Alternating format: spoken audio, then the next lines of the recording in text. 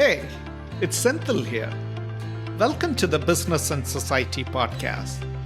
Every fortnight, we speak to a world-leading thinker to better understand the role of business in society.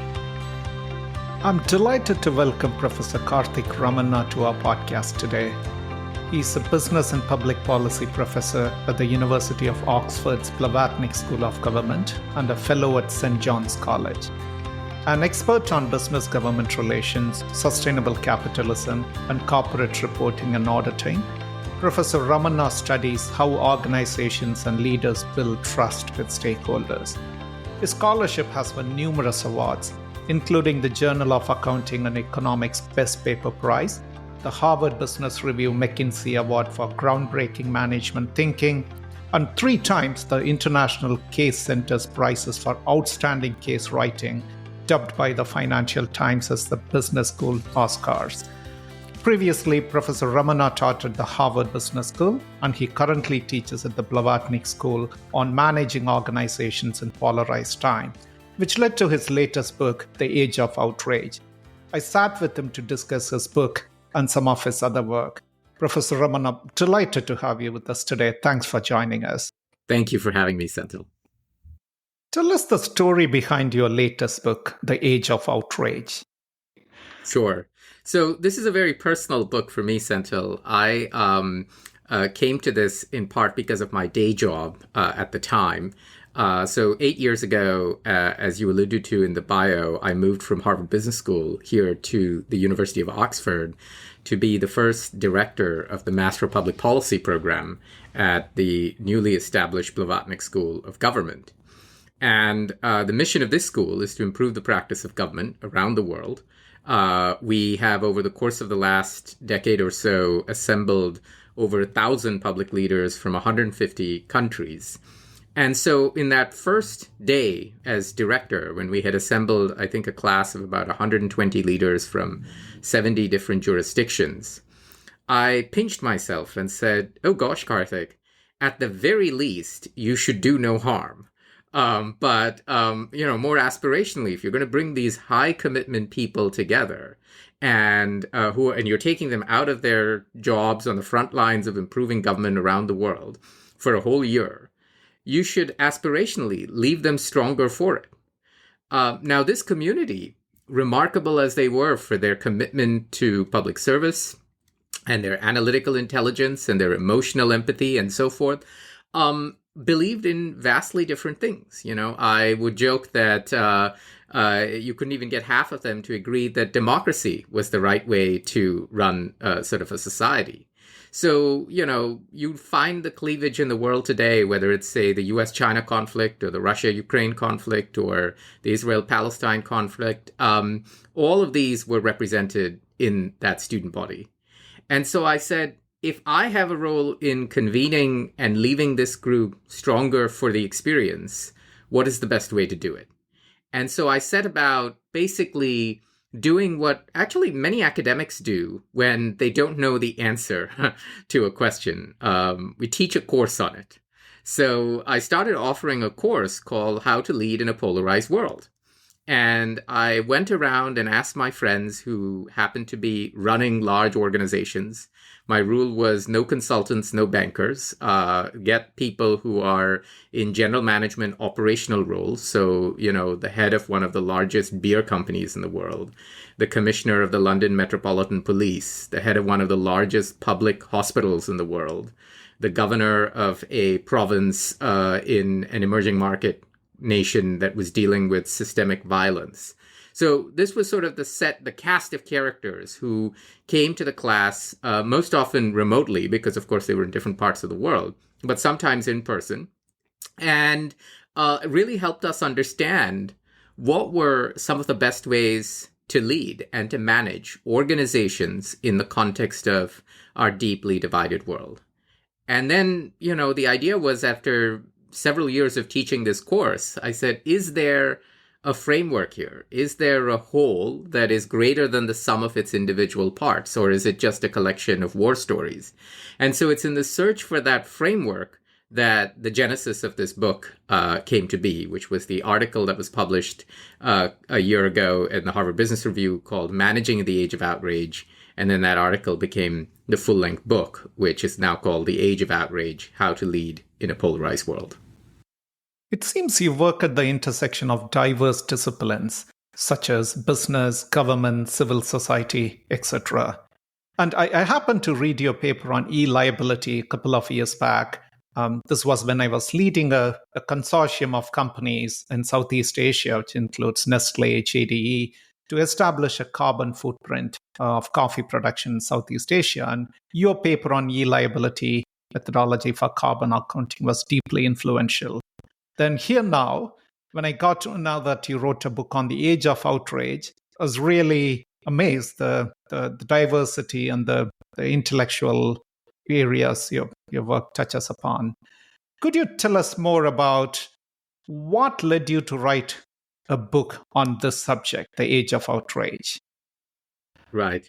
So the first paper you're referring to is a fairly technical paper called Accounting for Climate Change, which was also published in the Harvard Business Review. And as you say, it's a very different kind of paper from Managing the Age of Outrage, which is sort of a pan-disciplinary general management paper. So, my own career sort of has been framed by chasing what I think are interesting problems in the world. I trained as a fairly quantitative economist at MIT, and my first job was teaching finance and accounting at Harvard Business School to Harvard MBAs. And then, the financial crisis hit, and I had my own personal crisis. And I said, the great problem in the world isn't that there aren't enough MIT-trained economists like myself teaching Harvard MBAs how to make more money.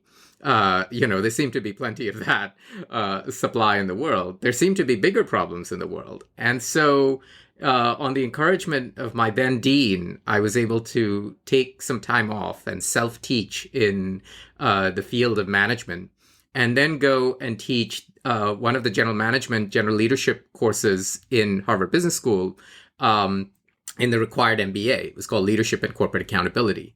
And that actually really provoked me and invited me to think outside of the disciplines, the confines of my discipline, and say, one of the challenges I think with a lot of academic research these days is we start with the tool, we start with the analytical tools that we have, and then we say, what problem can I solve with this tool?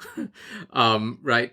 And so we end up solving maybe a part of a problem, or we end up solving something that isn't really a problem at all. So if, on the other hand, you invert the logic and you say, what are the problems in the world? And what are the tools that can be brought to bear on this? Then some of that skill you might have as an academic because of your training. So some of it might lend itself to, say, rigorous quantitative analysis. And some of that skill would require you to bring in other colleagues from other disciplines. It would require you to train in other aspects, right? So one of the sort of profound moments in my career, which fortunately for me happened fairly early on in my career, was to switch from being a tool-driven academic to being a problem-driven academic and say, my job is to chase problems and then to bring some structure to them. And that's sort of what allowed me to speak to both the great global issues like, how to lead in an age of in a polarized world, to things like, how might you develop a new bottom-up double-entry accounting system for climate change, which is also one of the great global problems in this world.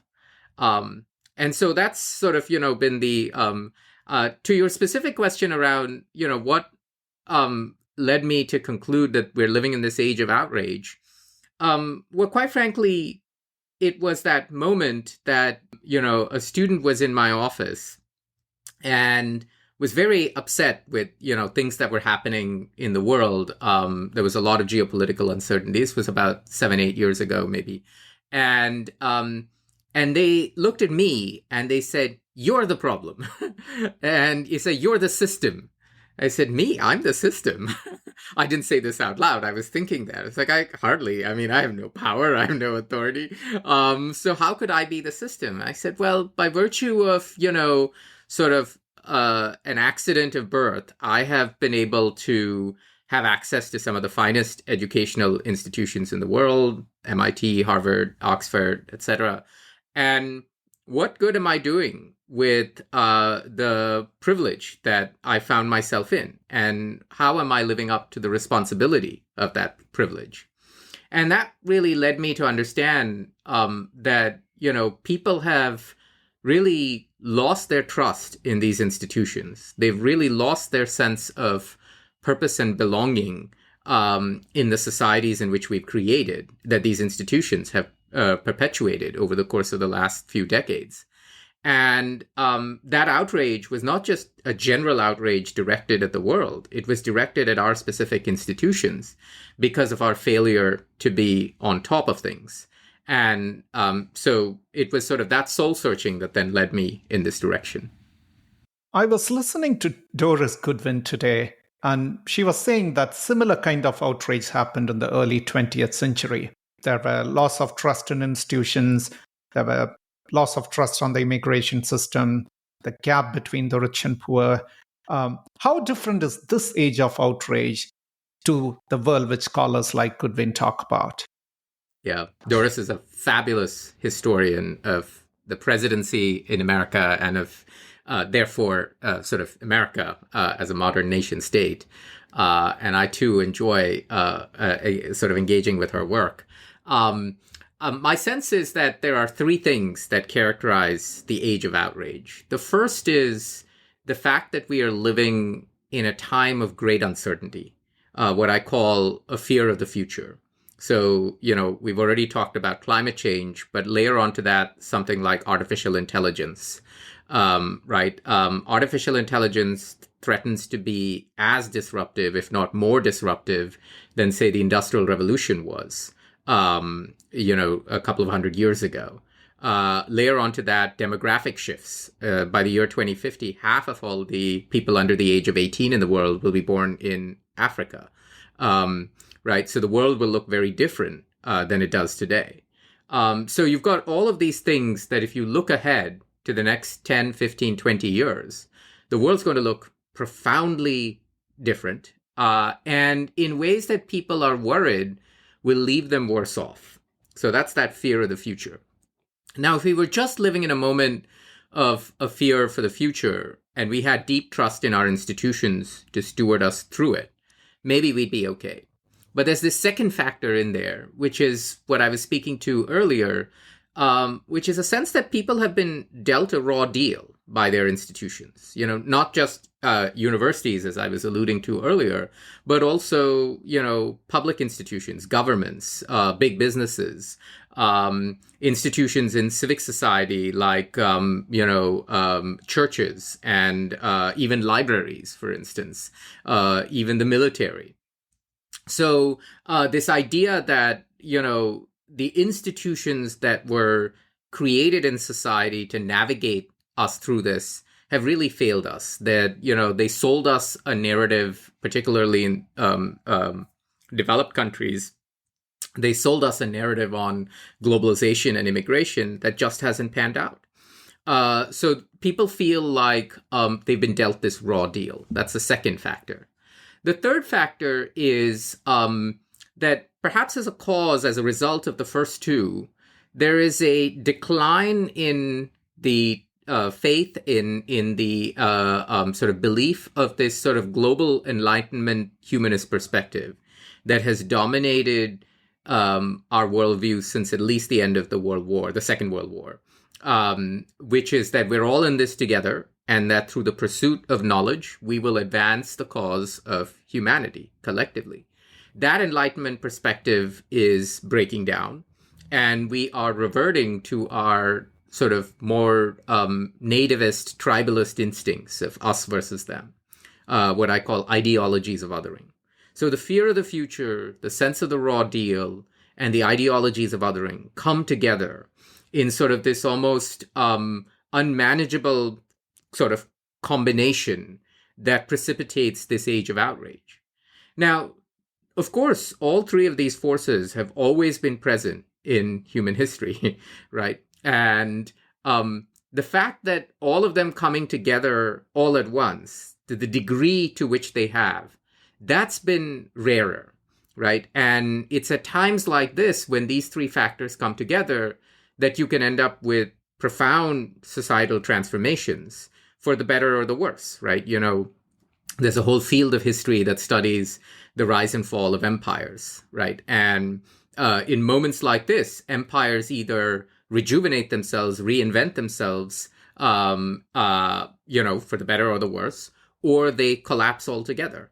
And I think that that's part of the moment where. So yes, there are parallels to the early 1900s, the era of the robber barons and so forth, and the coming of industrialization in America. But we're also dealing with a profound lack of trust in institutions that we didn't deal with in that period. For instance, the church played a much bigger role in public life back then than it does now. So it's all of these things that are coming together. You wrote about the three drivers that is fueling the age of outrage. The one is the fear of future, past injustice, and the idea of othering. Tell us a little bit about the idea of othering, because you wrote that outrage fueled by ideas of othering cannot easily be fixed. So first, let me say that I see this very much as a hopeful book. I see this very much as an optimistic book. I see this as a how-to book. So of the 7 chapters in the book, only 1 chapter deals with the causes of outrage, which we've been talking about. And the 6 other chapters deal with, how to deal with it, how to manage through it, how to emerge stronger for it.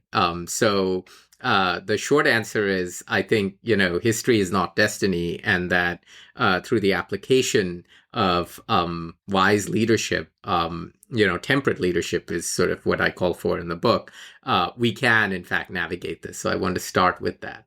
On the othering, a politician once said to me that, look, in society, in any sort of modern society, there will be maybe some 10% of the population that will be inherently racist, that will inherently embrace these kind of othering. And there's nothing really you can do about that.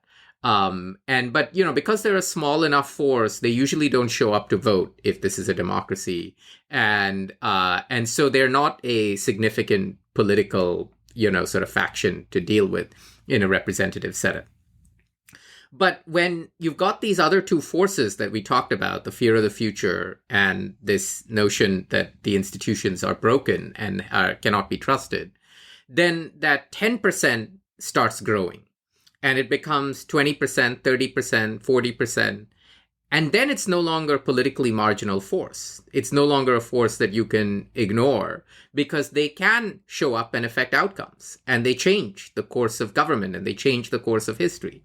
So the lesson in that is, yes, there is an element of othering that is unfixable, but that is the core of it, right? There is a periphery that has grown around that core because we have failed on dealing with the uncertainty of the future, because we have failed on dealing on the promises of the past.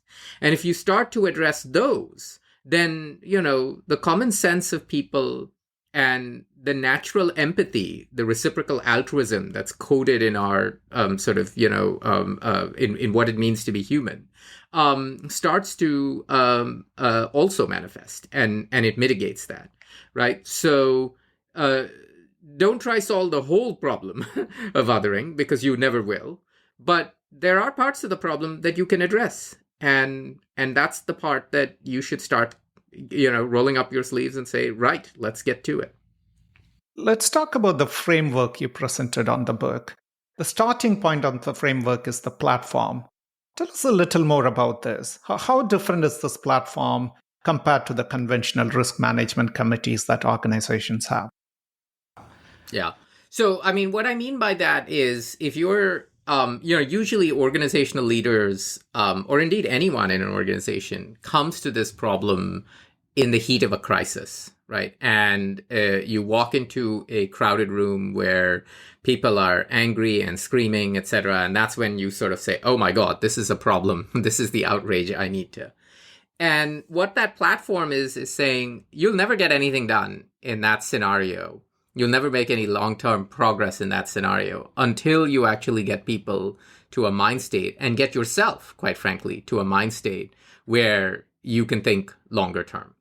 And so, in fact, when I wrote that chapter on turning down the temperature, I didn't write it so much from the perspective of managers trying to turn down the temperature of the others they were managing. I wrote it from the perspective of managers trying to turn down their own temperature, right? Because I am the first to admit that I am very susceptible to outrage. There are, every day there are about a dozen things that outrage me. And there's no way I can be a functional leader in that situation if I don't have a mechanism through which I can turn down my own temperature.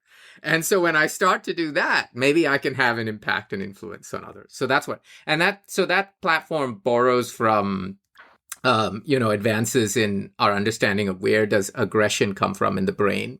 And then, our understanding of what works managerially in terms of putting those neurological insights into sort of actual practice in interaction with people. And saying, okay, so what are some tips and tricks? Now that we know how does aggression emerge in the brain, what are some tips and tricks that we can all keep in our back pockets for these situations we walk into? So that's that turning down the temperature. Interesting. And I really loved the subtle things you covered, like don't serve coffee. So I haven't drank coffee today. It's not that we are going to get into outrageous conversation, but just to keep myself cool. But those things really matter, isn't it? Do you have any stories to share? Yeah, so common sense wisdom, often reflects these insights. I mean, obviously the insights are born of sort of deep research in how the brain works. But then when you map that onto some common sense things that you've seen for hundreds of years, you say, well, actually, that there's a method to that. So for instance, you say you're in a heated situation with someone and you say, why don't we go for a walk, right? Mm-hmm. Let's go take a walk. And as we take a walk, that exercise releases endorphins. That endorphins put us in a better state. And, that might be better than sitting here in a room where we're breathing the same canned air and where the temperature is rising because we can feel our own emotional sort of disconnect. And where, oftentimes these rooms are set up so that you're sitting across from each other. Whereas if you're walking with someone, you're walking next to someone and you're just, right? So simple things like that. Yeah. And then what I do is halfway through the walk, there's actually a lovely cake shop here near the school. I stop by the cake shop and I buy the person cake. And I say, let's have a slice of cake. We can sit down for a few minutes, eat some cake, and then we'll continue our walk. Now, so then we've got some sugar in our system. We feel, first you eat, then you talk kind of thing. Again, this kind of wisdom plays into how the brain actually functions in these moments. And so then that gets you into a useful head state to get things done. Lovely. Do you know Steve Jobs used to do that? I was reading Walter Isaacson's biography, and when you go for a meeting with Steve Jobs, he just pulls you, let's go for a walk outside. One last question on the platform before we move to the next part of the framework. You talked about rules of engagement.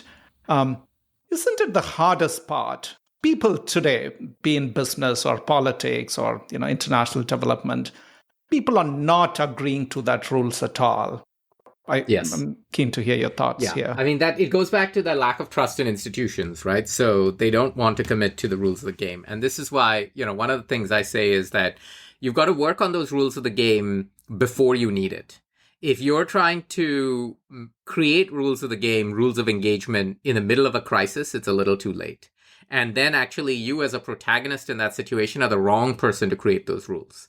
Right? So, for instance, if you're the CEO of Google and you have told people for years that, we're going to have these employee town halls, come to the town halls, bring what your concerns are, etc.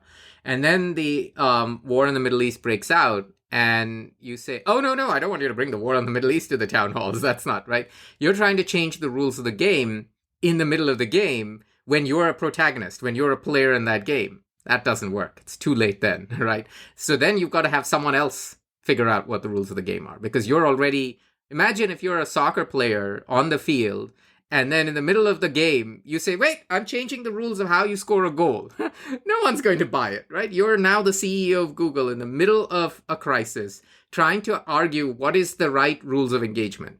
You don't have the credibility to do that. That is right. So now, if you as CEO say, well, I am the CEO, I want to set the rules of the game, then you've got to work on that before you're in the game, right? You want to sit down with all of the key players and say, okay, we're living in this age of outrage, and it's not a question of if we'll deal with a situation, it's when we'll deal with a situation.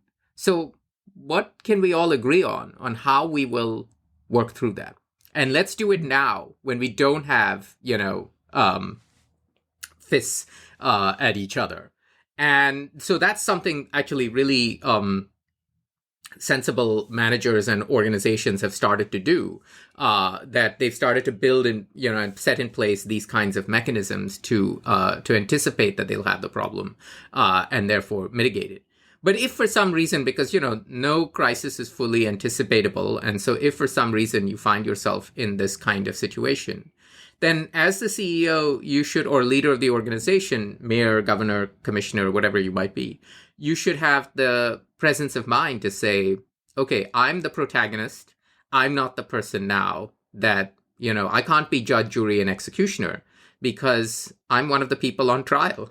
So now let's find a neutral convening organization or party to sort of work us through this. So I had another question I actually wanted to ask you later, but because you talked about Google and changing the rules of the game, I'm sure as a professor who studies the intersection of government and business, I'm sure you're watching closely some of the U-turns of big tech companies in the United States. Is it part of the power play for businesses to survive? Is it something they have to do? Or is it a lack of leadership? What's happening there, particularly policies on diversity and inclusion? Yes, there's a lot of reversals that are happening. Yeah. So what are your thoughts? Yeah. So first off, about 5 years ago when George Floyd was murdered in the United States and the Black Lives Matter sort of issue became front and center, and lots of companies were rushing in, headfirst into the DEI scenario. I wrote an article.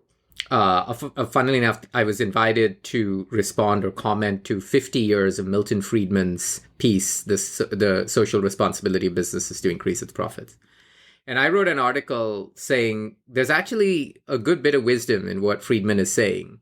And these companies that are rushing in headfirst on this issue, they're going to get burned. That this is sort of overcorrecting the problem.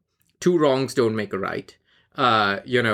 Discriminating against one group of people to right the discriminations of another group of people is going to come back to haunt you. And so beware that you overcommit yourself in that situation. And the article was quite controversial at the time because everybody was singing this sort of, no, this is the way to do things. I'd say the same lesson applies today, right? The same CEOs that Larry Fink in 2018 said, oh, well, we're going to reimagine the purpose of the corporation and we're going to do this and that. And I said, well, this makes no sense because investors don't want that. And at the end of the day, you're investing on their behalf. And so now all of these companies have completely gone, 180, and they're leaning into the overreaction on the other side. And I say the same thing I would say, in 2020, beware what you commit to. So it seems like at least some companies, not all companies, I'd say are, just sort of like reeds in the wind kind of thing, just blowing whichever way the wind goes to, and I think that quite frankly is what contributes to the lack of trust in society. no one can look at these organizations and think they actually stand for what they say. Because they said one thing a few years ago, and now they said the opposite thing, right?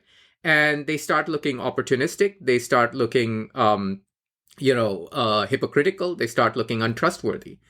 There are, on the other hand, organizations that have quietly stood for what it is they think is their value. And they're modest about what it is they think is their value in the world, right? They don't think that their purpose in the world is to make the world better or something like that. They don't think that their purpose in the world is to connect humanity. I mean, these are all absurd things for a business to claim to do, right? There was a time when Uber said its corporate purpose was to eliminate car ownership. That's absurd for a company to claim that, right? I mean, then what? You're no longer a company. You're in some sort of social engineer or something like that. No, you're a taxi company. That's it. And your job as a taxi company is to make sure people get from point A to point B safely, comfortably, and on time. That's the purpose of business. And quite frankly, there is great value in being an efficient taxi company, right? That's all we want Uber to be, not to reimagine the purpose. So there was all this Kool-Aid that companies drink in whatever political environment, whether it's sort of, the left controlling or the right controlling. And that's where Milton Friedman was wise and sensible. And he said, the business of business is business. Now, there are some businesses where the business model itself is intrinsically connected to a political situation. So if you're an oil company, say a Chevron or an Exxon or a BP or something like that, you cannot operate in this world without having a strategy on climate change. You have to have some strategy. I'm not telling you what strategy you should have, but you should have some strategy because your whole business is deeply connected to what is a deeply political issue and a deeply emotionally charged issue for a large fraction of the world, right? And an existential issue for many countries, quite frankly. So you can't be an oil company and not have a strategy on climate change. You can't say, oh, I'm not going to, right? So that's, but if you're an oil company, you don't need to have a policy on transgendered issues because what does that have to do with your business, right? It just doesn't. Likewise, if you're, say, Disney. Now, Disney is in a very different business than, say, Exxon. Exxon is the business of oil. Disney is in the business of culture, right? What Disney princes and princesses do today shapes culture of tomorrow. So Disney can't afford to not have a policy on transgendered, right? Because that is what they do. That's their business model. So that's my point, that the business of business is business. So beware you claim that you are trying to reinvent the world and making the world a better place and all that nonsense. Nobody will buy you. In fact, you will lose the trust of your customers. But there will be some things that you do in the course of your business that are inalienable to political issues. And you need to be on top of those, but just those, right? And then you need to have a sensible, consistent way to deal and grapple with that situation, notwithstanding shifting political winds, right? That's how you manage in the age of outrage. Interesting. Is it something related to the temperate leadership you talked about? Does this idea fits into that? So you're not taking anything to the extremes, not just in terms of your leadership behaviors and values, but even not to overstretch ideas, but remain to the core, but see what is relevant and focus on that. Is that the message? Or you're saying businesses don't get into things like, sustainability, or things are not relevant for your business? No, I mean, so definitely not saying businesses don't get into sustainability. I mean, in fact, I'm saying for some businesses, it would be downright foolish not to get involved in that just because that's your business model. Now, my point is you need to tie it into understanding what is your theory of value in the world. So if you're Exxon, you can't afford not to be involved in sustainability. That would be absolutely silly for you to do. So, but that's why I want to make sure. And likewise for Disney, you can't afford not to be involved with it. But it's a different kind of sustainability. One was transgendered rights, one was climate change. They're different. So there's a nuance here, right? So that's why these sort of blanket statements make no sense that you say, the business of business is just shareholder value maximization, et cetera. That you can't just do that because you have to be aware of the political context in which you do make those profits, right? So, now, what I mean by temperate leadership is look, these problems that we're dealing with, like what is AI, how is AI going to change the world? What is climate change going to do to the world? What is demographic shifts? What are demographic shifts going to do to the world? Nobody knows the answer to these kinds of questions, right? Anyone who pretends to know the answers is bluffing you. And most people with common sense know that. So when businesses or, in fact, politicians claim that they somehow know the answer to all these, that they are somehow, Ubermensch and they figured this all out, nobody really buys that. So there is a value to having people in positions of authority, whether in business or government, who recognize the nature of the challenge ahead of us. We can't have businesses and governments putting their heads in the sand and saying, we don't need to worry about AI, we don't need to worry about climate, we don't need to worry about demographics, etc. We do need to, but we also need a sense of perspective and modesty that we don't have all the answers. So rather than say, this is the strategy and we're going, into it, we say, okay, well, what can we do today that prepares us and that gives us maximum flexibility to deal with the challenges of tomorrow, right? There's a way to do this that is both strategic and modest. And that's where, the ancient Greeks talked about 4 cardinal virtues: courage, justice, wisdom, and temperance.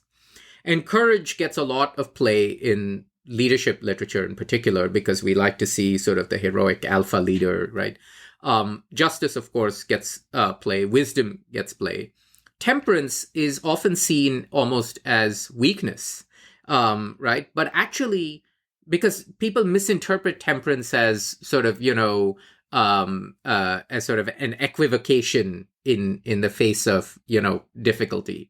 But some of the most temperate leaders are very, in modern times, like, say, Nelson Mandela or Itzhak Rabin.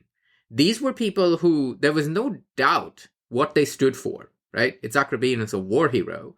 Nelson Mandela was in prison, for so many years because of what the world he wanted to create. But when the profound moments came in which they could sort of, set in place institutions to help their societies navigate the next generation, they were modest about what it is they wanted to do or could do, right? Nelson Mandela could have made himself dictator and shaped South Africa in his own vision. But he knew that his knowledge was at best imperfect or incomplete. So what he wanted to do was, in fact, create robust institutions that would allow South Africa to find those solutions as and when they presented themselves, to create a culture where many solutions could emerge, right? Pluralistic experimental or entrepreneurial sort of culture. That's what we mean by temperance. Tell us about the type of leadership that it takes to manage the age of outrage. I'm particularly conscious of the current developments as we speak, like people like Elon Musk and going and firing people, which is causing its own outrage and fear among the society. Well, there's certainly many business leaders and many leaders in government in all parties, all countries, that I've encountered who show this kind of thoughtful engagement. There are many people that I've seen who are deeply engaged and in high positions of authority in the Trump administration, who I respect and admire for the quality of their leadership, because they genuinely care about their country. They genuinely care about addressing the problems that need to be addressed. And they do so in a way that recognizes what they know and what they don't know, and that recognizes the value of allowing ideas to bloom, right, and ideas to flourish. So there are outstanding examples of leadership throughout the world, if you sort of look at it and celebrate it. And just as equally, there will be examples of leadership that might give you cause for concern. And, so it's If there was great leadership in the world, we wouldn't have the crisis of trust that we're talking about. We wouldn't be in this age of outrage. So there's obviously a mix, this variance in there. Got you. Please take us through the rest of the framework which you presented in the book. Sure. So very briefly, what that step is, and let me take you through all 4 steps just in the interest of time. Right. Sure. So once you've sort of turned down the temperature, which is the platform we were referring to earlier, then we want to say, okay, how do I understand what is really at cause or what is really at issue in the current crisis I'm facing so that I can make some progress on it? And that's where, you have to bring together the key players in that space. Sometimes these are your antagonists. And this is why having those rules of engagement that we talked about earlier was really important. So you want to bring together these key players and you want to listen. You want to understand from all sides what's at heart here. If you figure out you've already got the answer and go in with the answer, then there's no point convening them, because then you're just going to talk to them and they're not going to show up in the first place. It just sort of devolves into further adversarial. So it's really saying, okay, there's something here that I'm not seeing that's causing people to see this differently from me. Let me try bring that them together and let me try understand. I don't have to agree with it, but I need to understand it to be more effective in this context. So that's first step, what we call making sense of the moment. Once you've done that active listening, then you can go back to your internal team. So this making sense of the moment obviously involves potential antagonists and so forth. Then you go back to your internal team and you say, okay, what part of this problem do we want to own, right? How do we decide that we're going to lean in on this? And how do we decide we're going to lean out of this, right? And so forth. So what part of this do you want to own? And as part of developing that strategy, we have to say, okay, what are the risks of committing today? Because how is this going to evolve tomorrow? If I commit today and say, this is what I believe in, tomorrow expectations around that will change. And do you still believe in that? Do you want to create some boundaries, therefore, on what you're going to promise today so that you have trust tomorrow? So that's that strategy part, and that's an internal part. That's the next step. After that, you say, okay, so I've got a strategy. I know what I need to do. How do I put it in place? You can't just sort of implement your strategy by ordering people to execute it. You can't order people to be less outraged, right? That's not how it works. So having a strategy is one thing, knowing sort of, you've scoped and bounded your response. Now you say, okay, how do I put it in place? So understanding what are effective ways to deploy power in systemic situations, in organizational situations, so that people come to the strategy of their own accord rather than you sort of, force them to drink it. So that's that next stage. And then the final stage is saying all these things we talked about, turning down the temperature, making sense of the moment, scoping and bounding the responses, putting the strategy in play. These are all really hard things to do. They're hard for the organization and they're hard for the person, the individual manager. So that final stage is about resilience. How do you, as an individual and as an organization, navigate this age with resilience? How do you emerge so that you are stronger for it? How do you emerge so that you have the strength and energy to confront the next crisis, which is just around the corner, and of ilk you don't even know, right? So that's that fourth part of the structure outside of the platform. Let me turn it back to you in the interest of time. Yeah, sure. That's a beautiful summary. While writing about these steps, you took multiple case studies, starting from Maggie Noodles, Metropolitan Police, Oxford Hospitals, Toyota. Could you take one example which did all this right and navigated this age of outrage really well?